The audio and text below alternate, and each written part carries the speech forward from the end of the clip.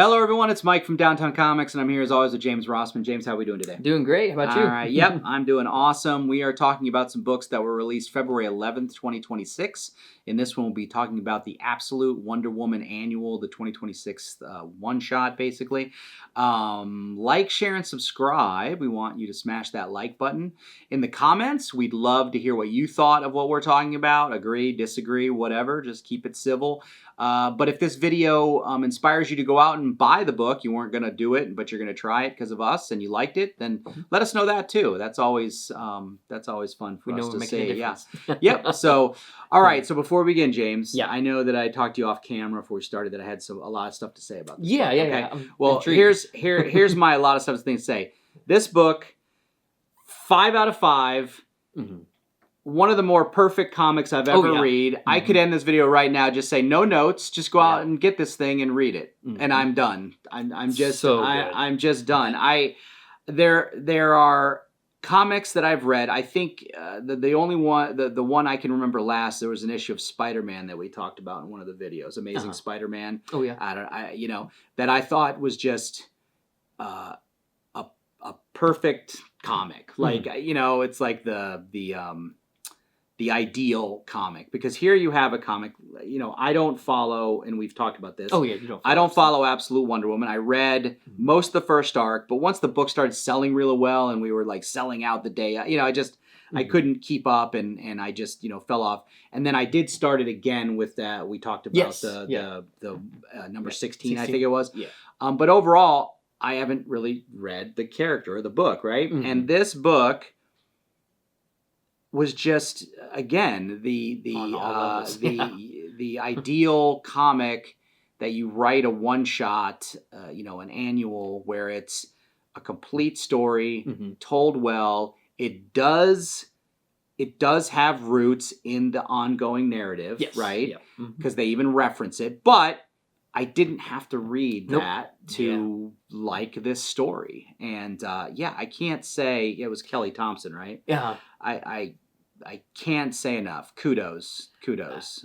Just a beautiful comic. Yeah. And I'll let you talk about the details and other things. But yeah, just to finish, just really, really good. Really good. All right, I'm done. Yeah. Not only story wise, but like you were talking about, the art wise is so. I mean, when we got to that page of Athena, like when we first saw her, I was like, that is amazing. Like that 2-page spread was just gorgeous. Yep.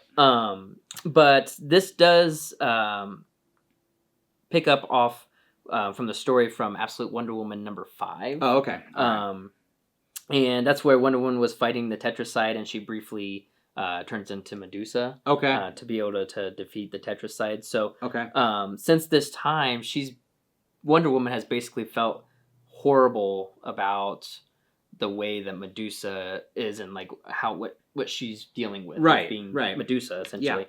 So and with all the suffering that she ensues and whatnot. But throughout this, it's a lot of like missions that Absolute Wonder Woman's going on, and then towards the end of the day, she's praying to Athena to basically, she's like, let me do something to help her. Mm-hmm. So, and this goes on for a couple pages, and then Athena's she finally answers, and I think she's just annoyed more so than anything. Right. Yeah. It's basically the idea of a child coming up to their mom when they're like 3 years old and go, mommy, pay attention to me, mommy. And then finally the mom finally goes, what? Just stop talking. What do you want? Yeah. That's what. No, that's 100% it. Yeah. I mean, and then obviously we get this, Wonder Woman face to face with Athena and her godly realm. Yeah. And which was just, like I said, gorgeous. And then Athena basically says, okay, I'm going to let you do something about this, but you have to make a sacrifice. So she was like, well, and, Athena even said in it, she's like, I'm not giving you any more powers, essentially. Yeah, gifts, but I think if I remember correctly, Wonder Woman knew what was going to be required for her, so she was ready with her what she was willing to do. She's the one who had the idea. Well, I'm going to give up all my power. Yeah, yeah. And Athena's like, oh, okay, well then what do you want? And then of course, we don't kind of find out until the story, concludes or whatever. Yeah, right? And that's funny you say that, because what she gives up is kind of funny, because when she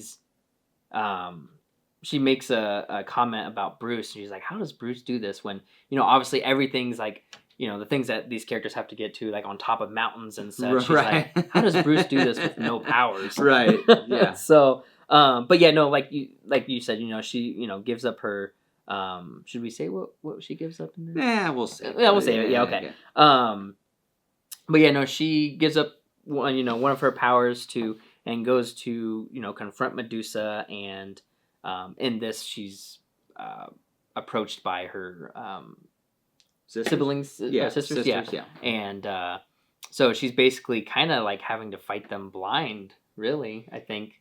Right, but I think the key twist of this story is the denouement, the resolution of the. I mean, you call it a conflict or whatever. Yeah. I think one of the brilliant things of this story is the way that it was written, where it's not what you think it is. I guess. And a lot of this too is like, it's not like super action packed. It's more along as like, or I guess this issue shows us. I don't think it's action at all. I mean, it's like a fable. It reads to me like a fable, like the Odyssey or Homer's the Iliad. Yeah. The kind of thing that you would tell as a bedtime story kind of thing. It's crazy that it does that, but at the same time still can bring something in, or set itself apart from the story, but yet bring some of the story within that. I mean, that's very well done by the writer. Yeah, like I said, I got no notes, so. And I think another big thing for this issue, it also reiterates how similar Absolute Wonder Woman is from the OG Wonder Woman, right, as far as like compassion goes and stuff like that. So, but this is a one and done story, but I feel like it is impactful for the entire series going forward. Yes. So totally agree.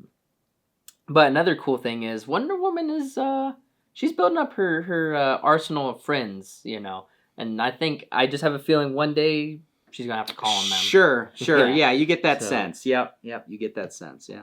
So that was okay. One of the best books I think I've read yet this year. Yeah, no, definitely. Like if they, they still give out Eisner Awards, don't they? Yeah, it's still a thing. Yep. Yeah, I mean, if this isn't, this is like watching a movie and going, well, that's going to get nominated for an Oscar. Off the bat. So yeah, I can't imagine this is not in the conversation at the end of the year when they do the Eisners. Yeah. So yeah. So, again, if you haven't read it, I would go out and buy this immediately if there's still a copy available. Yeah. And then, true. And then, but let us know what you thought. Thanks for listening to our little diatribe, and hopefully we kept something secret so you're not totally spoiled. Like, share, and subscribe, and thanks, James. Yeah, thanks, Mike. All right, we're moving on. Bye.